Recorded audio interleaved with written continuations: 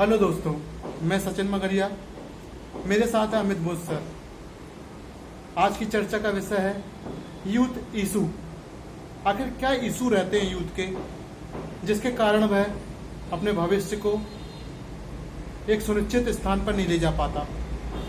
जानेंगे किन इशू के कारण वह अपने परिवार, अपनी नौकरी और अपनी लाइफ को उस मुकाम तक नहीं ले जा पाता जिसके लिए वह बना है।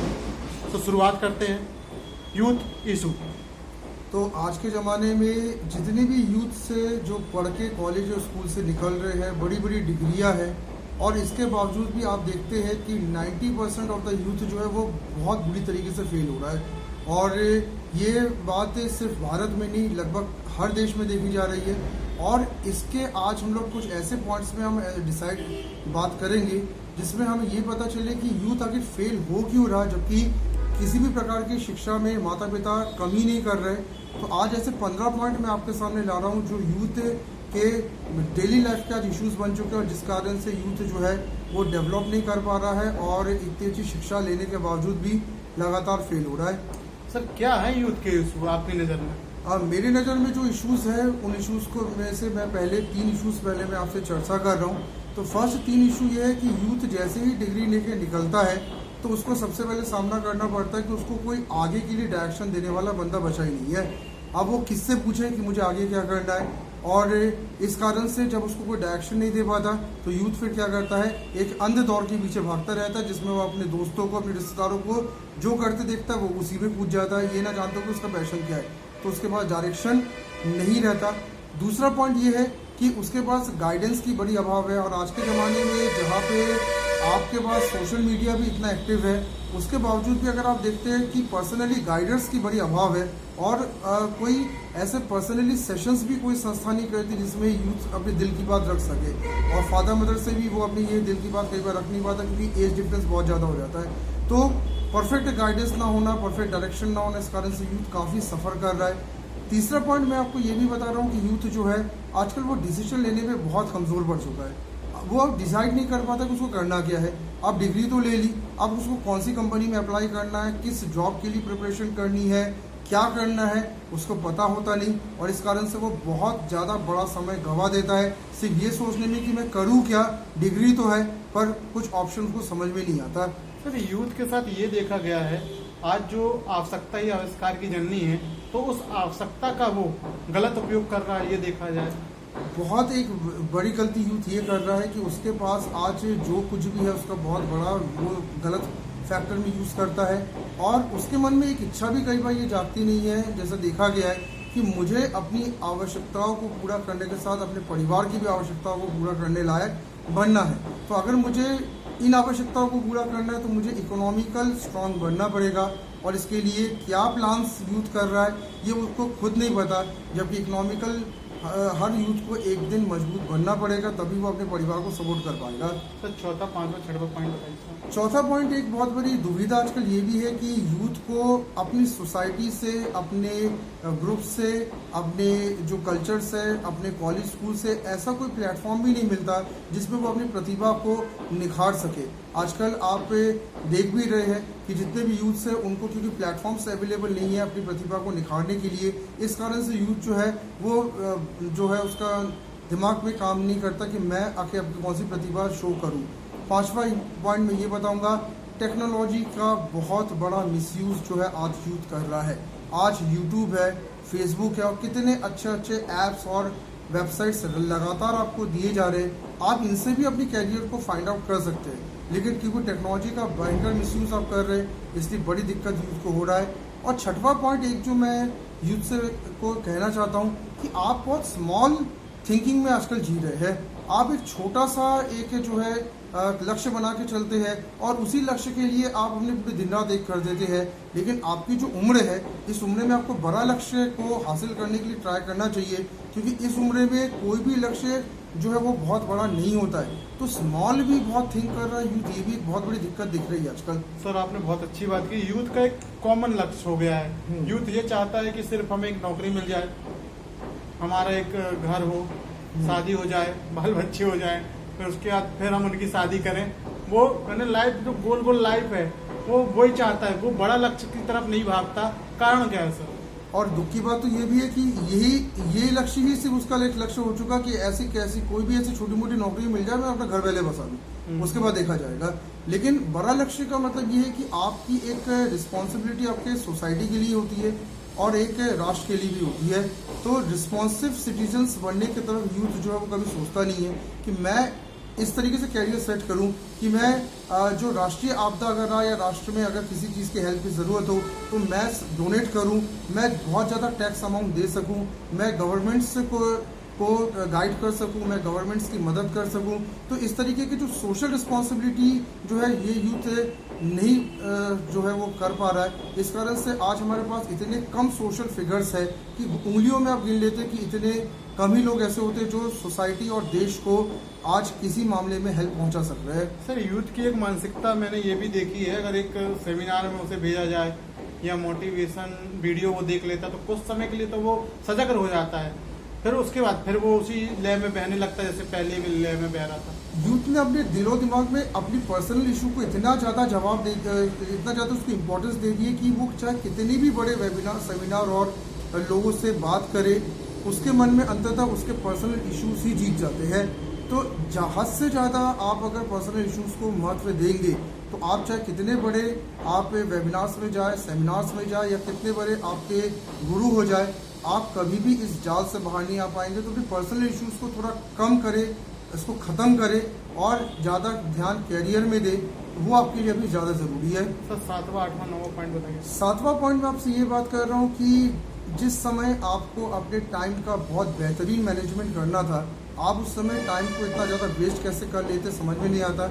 आजकल के यूथ को देखा गया है कि वो सोशल मीडिया में बहुत टाइम वेस्ट करता है, फ़ोन घंटों घंटों करता रहता है और साथ ही साथ अगर कोई बेफालतू की चैटिंग अगर कोई करने के लिए भी आ जाए तो उसके साथ भी चैटिंग करेंगे, घूमना फिरना करेंगे। तो ये उस समय जिस समय आपको अपने टाइम को सबसे ज़्यादा मैनेज करना था, आप इतना वेस्ट कैसे कर रहे हैं, क्योंकि ये टाइम दोबारा लौट के नहीं आएगा और टाइम को तो मनी भी कहा गया है।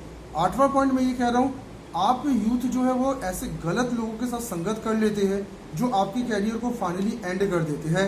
ऐसे लोगों से आप संगत करते हैं जिनका खुद कोई टारगेट नहीं है, जो खुद रिस्क नहीं लेना चाहते, ज़िंदगी में कुछ करना नहीं चाहते और भयंकर नेगेटिविटी से भरे हुए हैं या पूरी तरीके से बिगड़े हुए हैं। ऐसे लोगों से आप संगत लेते हैं तो आपकी लाइफ भी तो एंड होना तय है। 9वां पॉइंट में ये बताना चाहता हूँ कि आज के यूथ की एक बड़ी बड़ी समस्या ये है, वो फिजिकली और मेंटली दोनों जगह वीक होता जा रहा है। ना वो अपने एक्सरसाइजेस और योगास में ध्यान देता है कि अपनी बॉडी को फिट करे, ना सुबह जल्दी उठता है, ना दौड़ लगाता है और ना ही किसी प्रकार से ज़्यादा वर्कआउट्स में ध्यान दे रहा है। और मेंटली भी वो कोई ज़्यादा सोच विचार नहीं रहा, पॉजिटिव विचार, अच्छे विचार नहीं देखता, अच्छे चैनल्स नहीं देखता, अच्छी किताबें नहीं पढ़ता।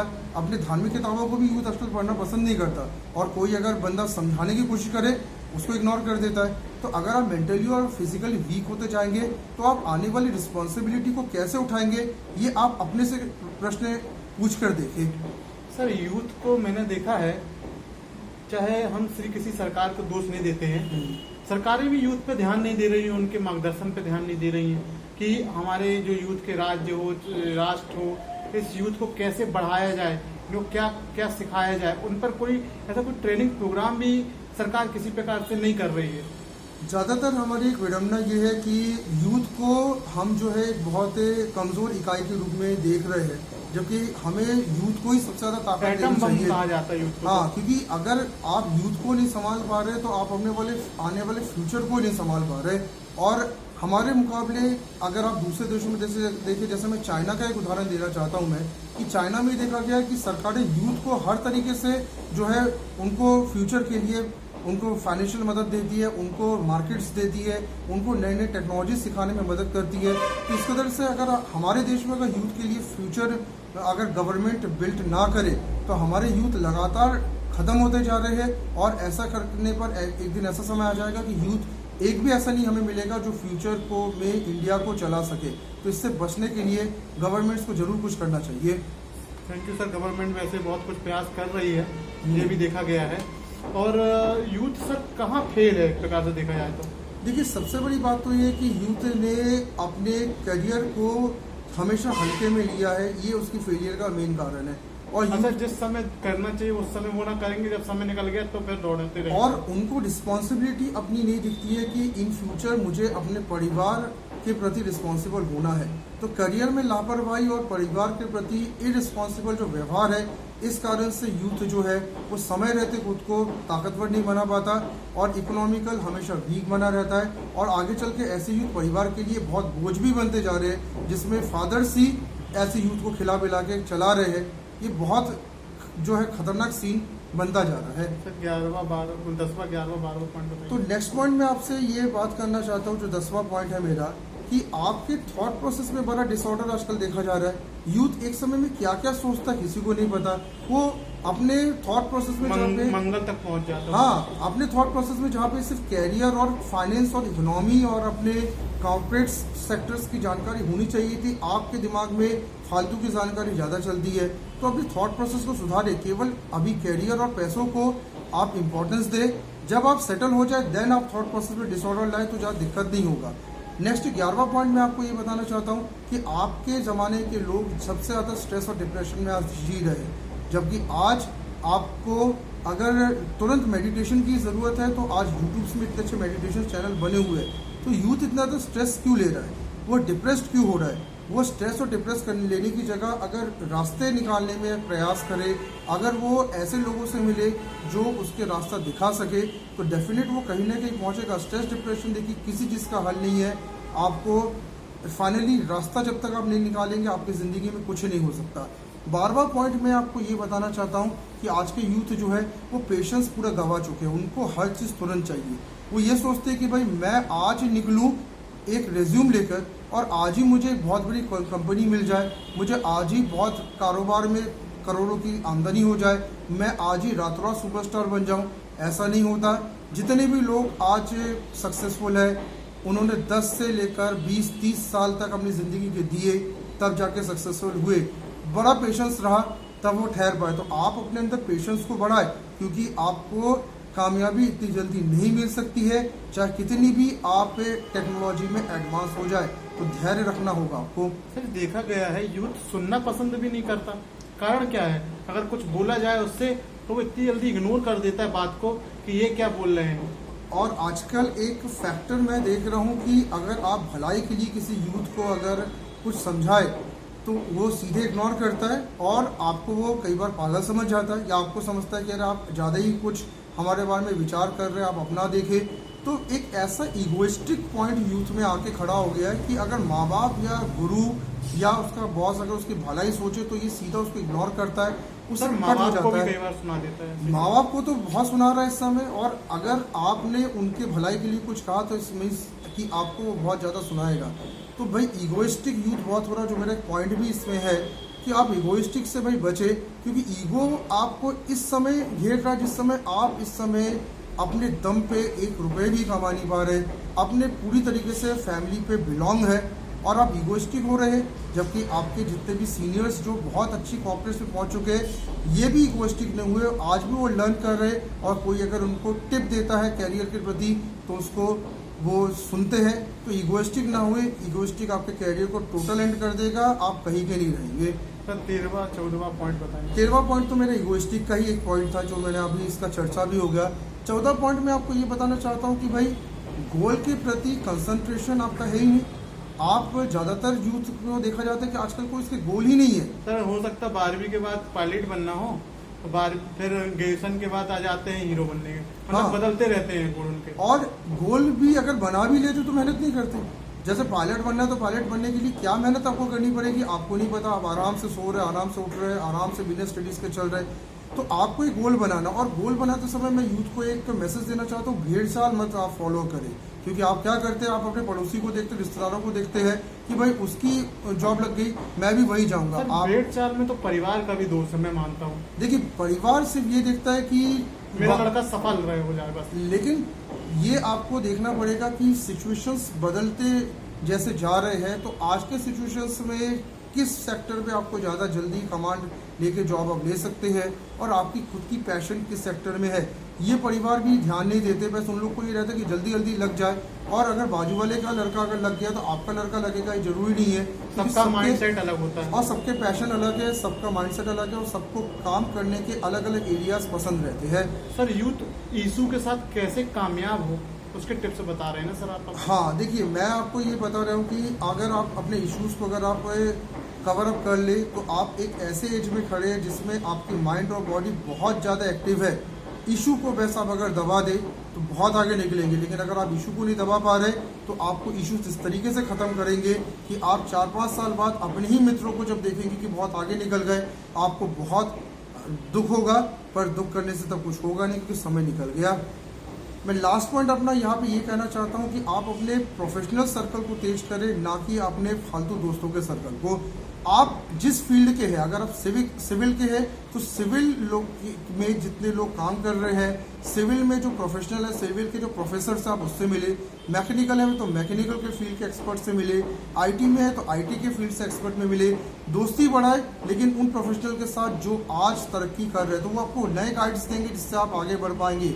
आप फालतू दोस्तों के साथ जो समय घूमकर बर्बाद करते हैं, ये आपकी कैरियर को एंड की तरफ ले जा रहा है। ये कुछ सालों में आपको दिख जाएगा कि जब आपका कैरियर टोटल एंड हो जाएगा। सर कामयाब कैसे हो यूथ इन सब इशू के साथ? देखिए, मैं आपको यहाँ पे 3 ऐसे पॉइंट बता रहा हूँ जिससे आप कामयाबी को जज करें, और आज से आप अपने मन और दिमाग में इस पॉइंट को बैठा लें।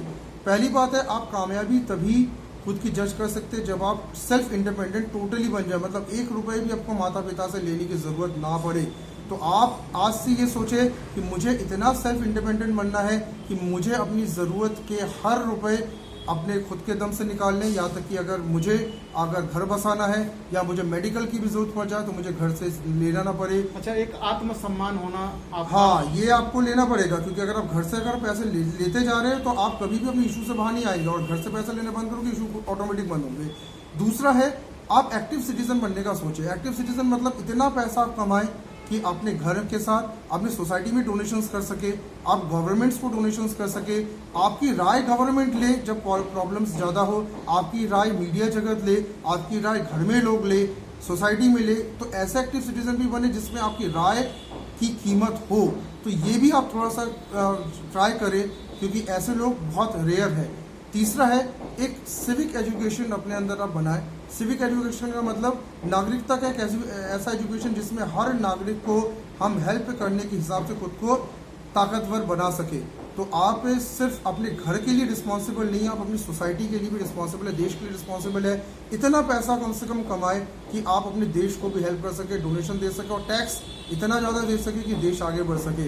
तो आप यूथ देश के लिए एक एटम बम है, लेकिन इस एटम बम को जब तक चिंगारी नहीं मिलेगी आगे नहीं बढ़ेगा, और अगर आप आगे नहीं बढ़ेंगे तो भारत का क्या होगा ये आप अच्छे से समझ सकते हैं। आज की सबसे बड़ी विल पावर अगर किसी में होता है तो वो यूथ कहलाता है।